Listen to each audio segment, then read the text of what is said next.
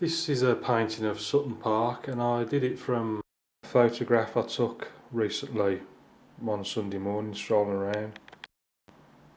So starting with the sky, you can see very little going on, and I've just kept that as simple as possible. That's just raw sienna with a ultramarine afterwards put on. And what I tried to focus on was these darker tones. You can see the darker tones there, these trees, big tree here, and the trees going. Apart from this gap here where it's right in the distance, the sort of middle ground trees, really dark. And I've tried to emulate that. Yeah, you can see, concentrated on just getting the dark tones of the trees. Apart from the middle, the far distant ones there, and then stronger again. And I did that I never bothered using a hairdryer, but just waiting for it to dry. Did a few dark trees and then carried on with the foreground or something. Once it had dried, threw another layer on and went back to it 2 or 3 times just to make it darker and darker and darker. But you can see always trying to leave like the light areas there just to provide a nice contrast. And the same along this tree line with our darks and against our lights. Just contrast all the way through the painting, trying to keep it interesting for the viewer. The gap there, the trees right in the distance, I've just kept in a nice light tone, almost the same as the sky, using the same 2 sky colours, raw sienna and ultramarine. Left hand side of the painting is dominated by this big tree, and I've just used the side of the height brush just to suggest the trunk there and some of the branches going up, and then just switched to the rigger just for some of these finer branches amongst the tree.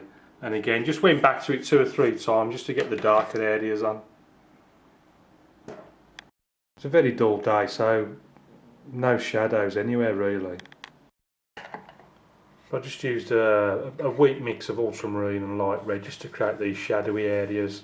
Just put on quickly. Just try and create more interest in the ground, some of the foreground texture. I mean, to create the text, just a few dips and dabs with a height brush, bit of burnt umber, raw sienna, just suggesting grasses here and there. But then you can needed a focal point, the photograph. I just put in an imaginary figure, very simply put in using the number 3 rigger. Just a little person there in a red coat walking the dog. Just gives the eye somewhere to go, so walking off into the distance. I've kept all the elements pretty much in the same place. Just try to use a bit of artistic license with the sort of light and shadow, just to try and make it more interesting. Staying in Sutton Park, this is another painting I've painted from a photograph. Again, it was taken on that dull day, so there's no real shadows anywhere. So I've tried to focus on the tones and the lights and the darks and trying to create a sense of light. So just using this as a basic reference, change the composition too much. I've opened up this gap in the centre.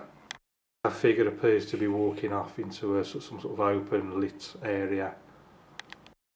I mean, focusing on the sort of darker areas, we've got a real sort of shadowy section here and some more dark stuff up here. So down here I've really tried to darken it and then created some imaginary shadow. If you imagine the lights coming from this direction. In this section you can see we've got some dark shadowy areas and also bits of light coming through the trees.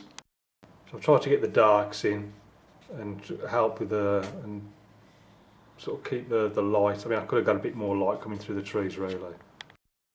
Now the trees themselves, what I did, I put a lot of this foliage in first, and then I just used a clean damp paint brush and just sort of put it up sideways and just to take the paint off the paper basically, and it acted like an eraser.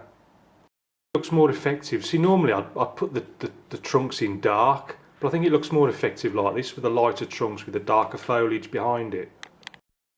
See, this darker foliage I put in afterwards, so I've just been careful just to push it up just to the edge and then continue at the other side just to look as if the dark's behind it. again in the photo there's no focal point. So I'll put our little figure in again, just walking off with their little dog. Not forgetting their little shadow coming off each one, just to help again with that light that seems to be coming from this direction right through the painting.